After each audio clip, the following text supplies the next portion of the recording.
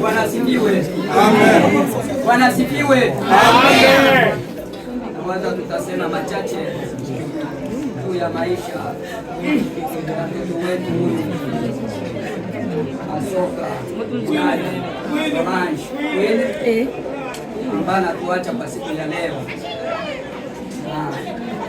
Natamani na kuomba kwa kila yeyote ule ili apate kusikiliza yale machache ambayo tunakutolea kwa siku ya leo. Bebe habari yenye kusema. Bwana asifiwe. Amen. Asifiwe Kristo. Amen. Unasema asifiwe Kristo. Amen. Kwa sababu kazi hii ni yake yeye. Kazi ya kuleta watu duniani na kuwachukua ni kazi ya Mungu. Ndio sababu tunaanza na Bwana Yesu asifiwe. Sasa tutakwenda kusoma hotuba fupi ya marehemu. Marehemu anaitwa kwa jina la Masoka Bilali Solange Queen wa jamaa la Bashibu Chuma, wengine wanaita Bashingendo.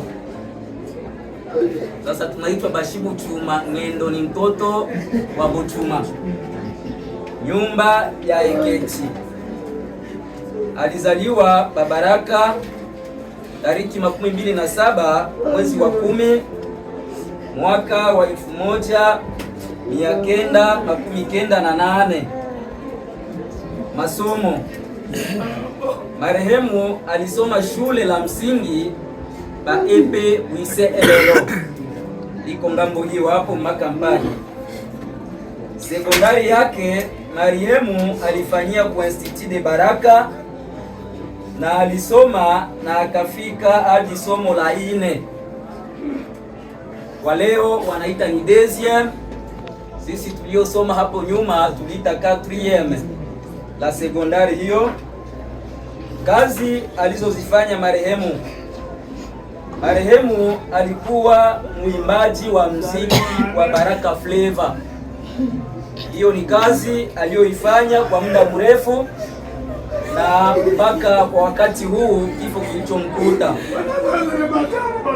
Watoto. Marehemu aliacha mtoto mmoja mwanaume. Magonjwa. Marehemu hakukuwa na muda mrefu sana wa magonjwa. Ilikuwa ni mwisho wa wiki iliyopita. Marehemu alikuwa akiandaa safari ya kwenda Misisi, na wakati alipokuwa akifunga nguo zake, basi alianguka, na baada ya kuanguka, basi pofu zikaanza toka kwenye kinwa.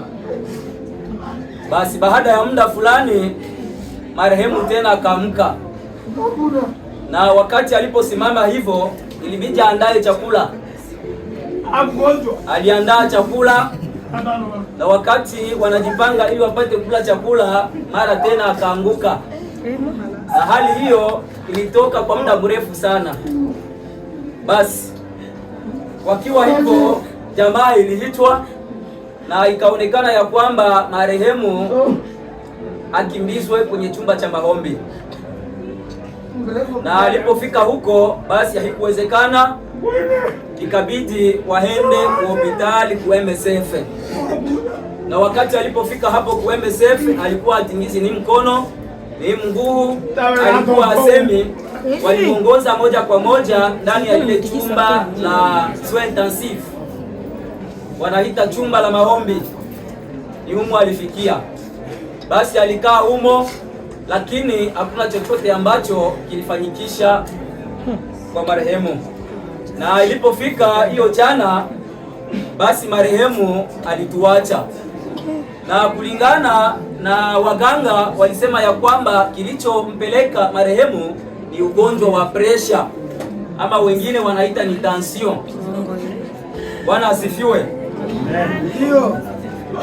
Na marehemu hapa duniani aliishi kwa miaka 28. Basi sisi kama vile jamaa tunasema Bwana wetu asifiwe, kwa sababu alitupa Solange na akaona ni bora amchukue, na hiyo ni njia yetu sisi sote. Si kwamba sisi ambao tunasimama hapa ya kwamba tutapita hapa, ni hapa tutapita kwa sababu waliotutangulia pia walipitia hapa. Hii ni njia yetu sisi sote. Bwana Yesu asifiwe sana. Amen. Asifiwe tena. Asante sana.